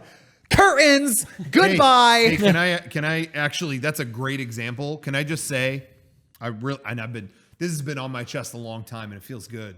All right. All these people talk shit on Lost for the last decade because, like the ending ruined the whole show. This is bullshit. They fucked that show up. What the fuck were they thinking? But man, how did, sorry, I'm going to do Lost spoilers if you never watched it. Sorry, but you had like 8 years, 9 years. Yeah, get to it. They know. When Jin and Sun died, what happened? Exactly what Derek just said. Yeah. Sun is trapped in a drowning submarine. Oh shit. All right, well Jin can leave and go be with their kid. And he goes, yeah. I'll die until I get you out of Dude, here. and the he room, dies. I watched that and the room started crying. Yeah. It was so emotional. And you could say, well, hey, and I'm like I'm a hardcore Lost fan. I will be the first to say there was a lot of problems with the last season, a lot of things I didn't like, but you can't deny good character shit like that. They gave a lot of emotional arcs and ends to their characters. And I'm not, and you'll notice what I'm saying about Jaime and Cersei, I'm not changing the story whatsoever. Yeah. They go down to the crypt and rocks fall on them. Yeah. But present it in a, just give a little something dramatic to it. way. Don't just fucking, and Varys too. It's like, I sentence you to death, and then dragon breathes into the camera and he's gone. And I just feel like old school Game of Thrones would have had just a moment, just an extra beat to really like make it special. Well, I fucking hated it. I'm so mad. I'm still like fucking pissed about You it. should honestly. boycott. You should not watch next week. Sean, I know you have things to do. I do. That sounds rude, but I mean it sincerely. No, I didn't realize we had gone this long. Been going for a while. But there's another thing I want to say about it, but you got to go. Yeah, I'm gonna go. So I'm gonna go back into the cave. But we're gonna keep talking. Yeah, go for it. But I just wanted to say, with all of this stuff, whatever, I absolutely recognize all these things that you guys are mentioning. I still was entertained by it because, again, I'm just along for the ride. I'm watching this all together. I really just kind of wanted to be in the position of, after all these years of being the one guy poo-pooing the show while everyone raved about it, to be in that opposite position has been really entertaining. But you're totally right with the, with all of these things it's kind of doing in this weird way. It's very odd. And it's just rushed. So that's what I was going to say is what I think it all boils down to is... And Garrett, thanks for sitting through this. Sure. Thank I you. really Thank you. have nothing to add. So I went from just trying to wrap my head around like how bad could the show have been, but after some of the examples you gave about like off-screen deaths and stuff, it sounds terrible. Yeah. Well, so all I wanted to say was what I really think this boils down to. This is the double-edged sword you get when you announce the ending of your show. Because this is kind of a new thing where now series, when they're really big, they go, hey, we're going to, on season 7, we're going to end it. And Lost started that. And it was like, it felt like, wow, what a great thing. Now, I loved Lost, but even that show, I will say, it felt like the last season or two felt like they were just going as fast as they could to align all the pieces where they needed to be for the finale. Yeah. Instead of like taking the time to do certain things right. And Breaking Bad, that's not my favorite ending, but most would agree it ended well. And that's that show, it just happened to work out where it's like, hey, this series is winding down, so we're going to end it next season. Everything had time to wrap up because there wasn't, you know what I mean? They were already on their way, and it really worked out. So sometimes it works out, sometimes it doesn't. And I think this show, once they announced, okay, we got 2 seasons left, they made markers on their board of here's where this character's going to be. This guy's going to be turned bad. This one's going to do this. This one's going to do that. And they only have so many episodes to get them to that part, and you can't predict if that's going to work or not. And I think that this end date stuff sometimes works out, but sometimes it doesn't. You know what I mean? Like, yeah. And I think that right now they're up against the wall going, oh shit, by this point, Jamie's supposed to be back in this kingdom where this happens. Well, we only have 1 episode. Just get him there. Have him take a boat over there. You know what I mean? I think they're looking at everyone's endpoints and getting there however they can in the time that they have, rather than the rest of the show was able to just take the time to do whatever. They have these episodes. They're spending millions of dollars on them. They're extra long episodes. They spent 2 years making them. I felt like the show was better seasons ago with less money and more time. Yeah. And I think the best example is just look at the character of the Mountain, who really has just been treading water for years now. His last big moment was his fight, the Mountain versus the Viper, when he fought the Prince of Dorne. I don't remember that character's name. He really has done nothing since then until last night. Yeah, I mean, he's just the Guardian. Yeah. So look at that fight versus the fight last night, and that sums it all up. Which, really, if you had to watch one of those fights over and over and over again, which one would you pick? Yeah. And I think one was built to and had twists, and another one was just kind of like, okay, I guess that's what happened, Yeah. Disappointing. That's how I feel. Yeah. Oberyn Martell. Thank you, Joe. Oh, Oberyn. Thank you, Joe. All I remember about that guy, whoever played Oberyn. Oberyn, whoever played that character, is that I remember the year that he was on the show, he came to Comic-Con, and there were pictures of him buying the Sailor Moon wand at Bandai or something. He had the Sailor Moon wand, and people were like, why did this guy buy that? Like, what? Ever since And I didn't that, know who it was, and now I watched the show. Ever and I'm since like, that that fight guy. with Oberyn Martell, he, to me, you know how much I love Friday the 13th. He's been the Jason Voorhees character. They put the mask on him. He's got like the crazy eye coming through. And I'm like, yo, this dude's gonna fuck some shit up. And then he did nothing until last night. And then it was just so underwhelming. Yeah. But I will say, again, you talked about like that battle had been like people have been waiting for that for 10 years. I've been waiting for it for 3 weeks. So that didn't really stand out to me. You know what I mean? Like, to me, it's like that he says he's going to fight him, and then he did. So that's what I mean. That's why my perspective is so skewed on this. I was entertained by last night's episode because I'm watching it for what it is, and I was entertained. I'm not trying to downplay that. I was, but I do see every little bit that you're talking about. I absolutely can understand everyone's disappointment in terms of what the show is structurally versus what it used to be. So, Anyways, that's enough. Yeah. We talked about it. yeah. I think we're probably should probably wrap it up. Well, we'll wrap it up, but I actually have some video game recommendations. Oh, okay. Yeah. I got a couple. Playing some games? New video games this week on the Switch. I went into the Nintendo store and downloaded Shakedown Hawaii. Yeah. Which I want to recommend to everybody. I think Shakedown Hawaii is awesome. It's $20, which is not a bad price. It's not extremely expensive. It's basically like Hotline Miami meets Grand Theft Auto, Oh. I think it's the unofficial sequel to Retro City Rampage, which was kind of a throwback to the original Grand Theft Autos. I played that, yeah. It's like a 16-bit Grand Theft Retro City Rampage, which is kind of like the original Grand Theft Autos, but very like Miami Vice, palm trees, electronic music, like fast-paced. I'm having a lot of fun. So Shakedown Miami, fuck, I'm getting all my games mixed up. Shakedown Hawaii, check it out. I recommend it. It's fast-paced. It's really fun. I also got another game on the Switch from the eShop for $8. Death Coming. Who out there ever played 13 Dead End Drive when you were a kid? Anybody? I never played that. I did once. I don't remember it a lot. 13 Dead End Drive. It was good for a Haunted Mansion loving kid. Yeah, it's this board game where you have to move the pieces around this haunted mansion, and if you put them in front of the, like the suit of armor, then you can knock the suit of armor, and you had to kill all the other players on the board. Death Coming is that in video game form.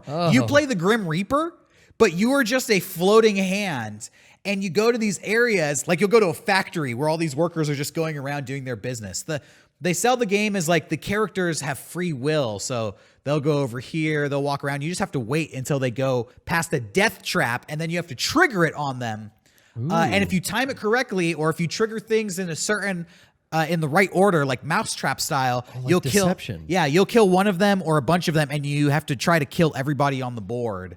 And That sounds awesome. It's really fun. What kind of graphics? It's like 16-bit. See, isometric. That's Angle. everything feels like retro graphics when it's eShop. Yeah. And that's not my preferred method of play lately. But you And I know think what? it's distracted me from a lot of good games. For $8, it's Yeah, not that's bad. true. It's a very cheap game. Okay. And I'm having a lot of fun with it. It's kind of relaxing, honestly, because you can just kind of take your time and be like, For example, I was in a museum and they had a giant dinosaur skeleton. I kept clicking on it and it was like, yeah, this skeleton's very sturdy. But I noticed that there were like robbers in the museum and one of them had a suitcase. And I killed this guy with the suitcase right in front of the dinosaur skeleton. And inside the suitcase was a bomb. So then I triggered the bomb thinking I'd blow some people up, but nobody was close enough. Nobody blew up. I was like, fuck, dude, that was a waste. But then I noticed like the skeleton was kind of weakened now. So then I triggered the skeleton and it collapsed on everybody in the museum. I was like, fuck yeah. I got it. So sometimes you have to like daisy chain these events to make them all work out. So it's called Death Coming, $8 in the Nintendo eStore. Check it out. And Shakedown Hawaii. Hotline Miami meets Grand Theft Auto. Check that out as well. I'm going to get Death Coming. I'm still playing Final Fantasy IX. I talked about it last week. Yeah. And I kind of expressed that I was kind of frustrated with it, but I'm not giving up on it. As I said there, there were a lot of people like, oh, I can't believe you hated it. But it's like, no, I'm not. I'm committed to finishing it. And honestly, the stretch that I've played since then was a lot better, was pretty good. I didn't remember I think her name is Iko, whatever. I did not remember this character even being in the game. I played the game when it came out.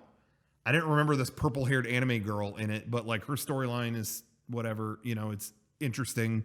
I'm on like, I guess what would be disc 3 of the game now, if it still had discs. I'm going to see it through and I'll see what I think about it. Did you guys see Detective Pikachu? No. Nope. Oh, I did. You did? Yes, I did. I wanted to, but ran out of time. You know what? It's funny because I was sitting there and I don't know why, but I felt like this is reminding me of the Power Rangers movie. What? I distinctly had that feeling. There were moments in it where, and I'm not a huge Power Rangers fan. I haven't seen that movie in years, but I was getting flashbacks to like, I feel like I'm a kid watching the Power Rangers movie. Really? Maybe it was like a TV show in movie form or something, but I got that feeling. You know what? Wasn't my bag. It was like a superhero movie with Pokemon in it. I thought it was a little bit predictable. Sure. Especially for like a children's adventure, kind of hits all the typical beats that those movies hit. But there were moments where I was like, hey, Pokemon walking around the city. The graphics look cool. So I'm not going to say don't watch it. Just wasn't exactly I'll for check me. it out. I'll check it out once it lights up on the old Movie Pass. I'll give it a view. I think I might wait till that's a stream in just a Netflix or Hulu kind of thing. Yeah. Maybe I'll get, It was funny because there were moments in it that were decidedly like kind of not a children's movie. you Really? know? Like, That's what I'm interested in is like, because Sonic seems like it's made for Sonic fans, adults. I mean, it is. But this seems like this seems like a Pokemon movie made for children. I think it's the main character is 21 years old, and I feel like that's probably the sweet spot. Okay. Late teenagers, early 20s. Kids will enjoy it, but you know, the Ryan Reynolds as Pikachu says like hell and makes like a bunch of like sexual innuendo throughout the movie. So I was thinking like, is this a kids movie? Maybe not. Yeah. But the theater was filled with fucking children, pissing me off. Yeah. Real Get talk. out. Somebody needs to open an adults only movie theater because this fucking like 4-year-old's behind me. Like, what's going on? His mom's explaining the movie to him. I'm like, will you shut the fuck up? What? Come on. Let him figure it out, kids. Mom. Get the fucking kids out of the Pokemon movie. Same thing happened at Avengers Endgame. All these kids, it's like Real talk. When I saw Avengers Endgame, there was a 3-year-old running around the front of the theater. Adult only movie theater, please. I need a place to watch Marvel Pornos. movies and Pokemon movies, and frankly, every Disney and Pixar movie from now on. No more kids allowed, please. those movie theaters that have like that serve like beer and stuff. Yeah. Aren't those 21 up? No, They're not. I think like the AMC down at the mall in Chula Vista has the Yeah, you just have to beer be 21 to inside. buy it. Yeah, Oh, but you can bring kids. but in? you can bring That's a kids to bummer. those screenings. Yeah, I'm drunk as fuck with all these little rugrats running around, pissing me off, talking through the movie, fucking being all annoying. Yeah, what the hell is get this? out. I'm gonna lose my shit one of these days, and it's gonna get ugly. Or maybe maybe let the kids have at that beer and open bar situation, kind of knock them out, put them to sleep for the. Yeah. Hey, for the while I'm at preview. it, somebody in the Yeah, chat there you said I agree. Disneyland should be the same thing, adults only. Thank you. Get the kids out of there. Finally, They thank fuck you. up everything. Kids ruin everything. Don't let them do anything. I'm so over kids. Always getting lost. Even right now, Sean's wiping a kid's butt or something. Ugh. Let them fend for themselves or fuck off. You know, for cats, they have these like drops you can put in the cat's water to make it all sleepy. If your Yeah. cat's too rambunctious, Oh, you can dope really? it up. Where's that for kids? Yeah, can we prescribe something to the kids? Hey, if you're gonna bring your kid to a movie, give him NyQuil before you go, because I don't want him fucking talking or getting all hyper. Fucking dope him dude, up. they make Z-Quil just for it. Give them that Z-Quil stuff. Children's ZQuil should be required before you take upon a kid to a entry. movie. That's all I'm saying. Someone that I went recently to Put it on the popcorn. somebody who I went to see I went to a dentist recently, and it wasn't the dentist, but somebody who helps the dentist was just like making small talk with me while I was waiting for the dentist. Dental assistant. Whatever they were, I don't know, but they were just kind of talking, and they always say the goofiest shit where it's like, this is the worst small talk I've ever heard. And the last time I was there, they were talking about, yeah, you know, I'm just a little tired. Of course, it's early. Kids are always keeping me up. You know, they're all so rambunctious. God, sometimes kids drive me crazy. You know, I thought I had it figured out for a little bit there. Figured, you know, give them Benadryl, it makes them fall asleep. Kind of that takes care of the problem. That someone told someone about that. I guess that's illegal. Can't drug your kids and put them out. Like she kept talking about like she read that it's technically illegal, and it was just like, yeah, okay. Well, Can you fix my teeth, please? what is legal? Yeah. Exactly. In the eyes of God, I make my own decisions. She just kept okay? talking about drugging her kids. It was like, yeah, it's okay. Give them a bunch of turkey or something. And the melatonin and knock them out. Whatever. This is, that No is. one's this gonna is the know. same person that last time I was there, she asked me about Comic-Con, and I think said every offensive like word you could say about a person in one sentence. Really? Yeah. Like She just said, you do Comic-Con? Yeah. Oh, last time I was there, I saw, and she said a string of about 7 words that I was like, oh man, every one of those you would be roasted for. And I don't think she realized it was bad. I don't know. sounds like an older gal. Yeah, she's very old. So I just don't think she realized that. But it was just kind of like, She wasn't accepting of the con culture down there in and San Diego. I'm sure there's people wondering like, oh, what did she say? You can already imagine that. Yeah. Any You word- know. any words you can think of You that figured are it out. that would be like, whoa, you said that about somebody? Say them all in a row, and she did it. and it was like, okay, Old stay away from my people mouth, are please. garbage. Yeah.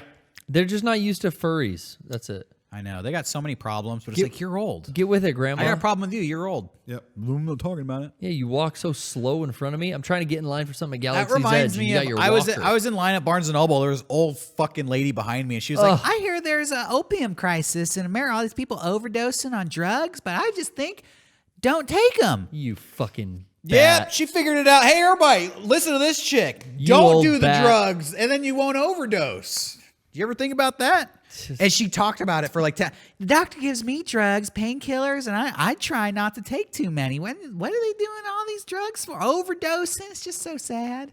And abstinence is how you prevent childbirth, right? Don't go on a sex strike, okay, Yeah. Grandma?